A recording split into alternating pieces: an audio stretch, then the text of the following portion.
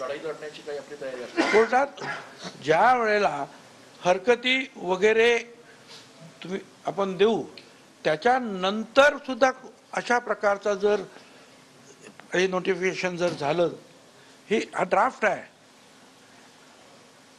हा अध्यादेश तर नाहीच,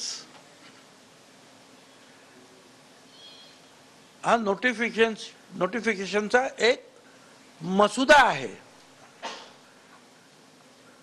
अध्यादेश ह्या कसला अध्यादेश? हा अध्यादेश नाही, हा नोटिफिकेशनचा एक मसुदा आहे. तो मसुदा 16 तारखेपर्यंत आपण सगळ्यांनी, बरोबर आहे की चूक आहे, जे काय म्हणायचं तुम्हाला चुकीचं असेल, ऑब्जेक्शन्स विशेषतः त्याच्यावर घेता येणार, त्याच्यानंतर मग शासन ठरवतं.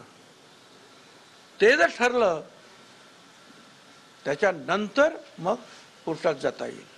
तोपर्यंत आमचा अभ्यास सुरू राहील. पण ज्या पद्धतीचं हे सगळं आंदोलन उभं राहिलं आणि तुम्ही जसं म्हटलात की शपथविधीच्या वेळेला आपण अशा पद्धतीची शपथ घेत असतो की कोणालाही फेवर केलं जाणार नाही, काही नाही, मग आपली याच्याबद्दल नाराजी आहे का की मुख्यमंत्र्यांनी किंवा सरकारने ज्या पद्धतीनं घाईघाई? आमची नाराजगी जी आहे, मी आत्ताच काय मी माझ्या रॅलीजमध्ये सुद्धा मी बोलून दाखवतो. अशा रीतीने कुणाला कुणाचे ठीक आहे, उद्या आणखीन कोणतरी असे लाखो लोक घेऊन येतील, मग आपण काय ते बदलणार का?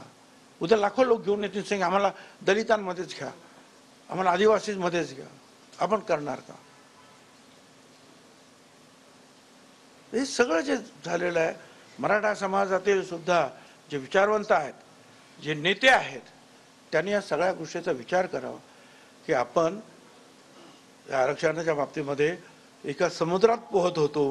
हे मराठे सगळे मराठा समाज म्हणजे 50% तो आता एका विहिरीमध्ये या 17% बरोबर पोहण्यासाठी येत आहे. धन्यवाद. आगामी निवडणुकीमध्ये महायुतीला फायदा होईल असं